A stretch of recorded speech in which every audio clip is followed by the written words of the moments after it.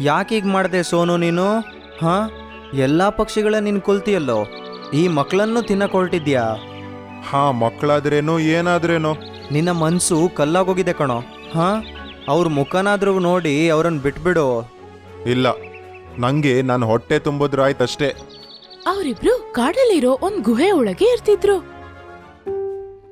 ಮೋನು ಯಾವಾಗ್ಲೂ ಬೇರೆಯವ್ರಿಗೆ ಸಹಾಯ ಮಾಡ್ಬೇಕಂತಿತ್ತು, ಆದ್ರೆ ಸೋನು ಅವ್ರನ್ನ ಸಾಯಿಸಿ ಬೇಕಾಗಿರೋದನ್ನ ತಗೋತಿತ್ತು. ಒಂದ್ ದಿವಸ ಸೋನು ಮರದ ಮೇಲೆ ಹೋಗಿ ಕುತ್ಕೊಂಡಿತ್ತು. ಅವಾಗ ಆ ಮರ ಹೇಳುತ್ತೆ, ಕಾಪಾಡಿ ಕಾಪಾಡಿ. ಏನಾಯ್ತು ನಿಂಗೆ? ಯಾಕೆ ಹೋಗ್ತಾ ಇದ್ದೀಯಾ? ಆ ಎದುರಲ್ಲಿರೋ ಮರನ ನೋಡ್ತಾ ಇದ್ದೀಯಾ? ಅದು ನನ್ನ ಬೇರಿಂದಲೇ ಬಂದಿದ್ದು. ಅದಕ್ಕೆ ಯಾರೋ ಬಾಣ ಹೊಡೆದಿದ್ದಾರೆ, ಅದಕ್ಕೆ ನೋಯ್ತಾ ಇದೆ. ನೀನ್ ದಯವಿಟ್ಟು ಆ ಬಾಣ ತೆಗಿತೀಯಾ? ಆ ಕೆಲಸ ನಾನು ಯಾಕೆ ಮಾಡಲಿ? ನಾನೇನು ಕೆಲಸ ಮಾಡಲ್ಲ. ಮಗು, ಅದನ್ನ ತೆಗ್ಬಿಡು. ನಿನ್ನಿಂದ ದೊಡ್ಡ ಉಪಕಾರ ಆಗೋಗುತ್ತೆ. ಮುಂದೆ ಯಾವಾಗಾದ್ರೂ ನಾನು ನಿಂಗೆ ಸಹಾಯ ಮಾಡ್ತೀನಿ. ಸೋನು ಹದ್ದು ಏನು ಹೇಳ್ದೆ ಅಲ್ಲಿಂದ ಹೊರಟು ಹೋಗತ್ತೆ.